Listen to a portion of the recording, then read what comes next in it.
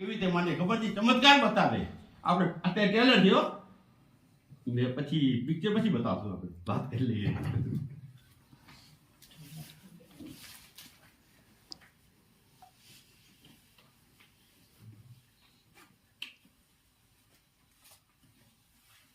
છે કોઈ પાસે 500 200 નોટ છે કોની ખિસ્સામાં?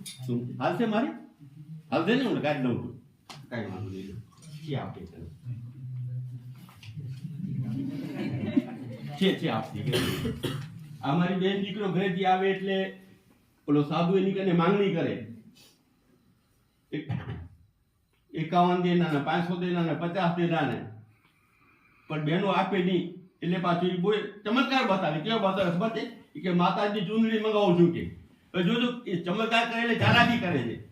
ચમત્કાર ક્યાંય નથી, મારા માલિક પાસે છે. આ હાથની કલાની ઝડપ છે.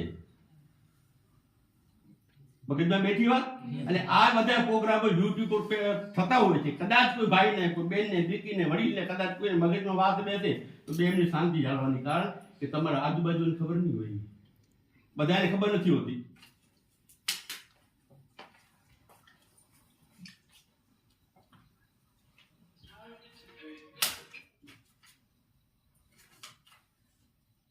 આવી રીતે બેન પાસે દોટ લઈ લઈ પછી આનો ઘૂંઘડો બનાવે સાહેબ આમ કરીને. પછી ચૂંદડી મંગાવે. કેમ મંગાવે? આવી દેખાડી. આને ચમત્કાર કહેવાય. જે ન દેખાય, દેખાતું હોય એને જાદુ ન કહેવાય. ન દેખાય ચમત્કાર કહેવાય. એ આ ચૂંદડી આવી ગઈ. મોજ આવે તો તાળી વગાડો.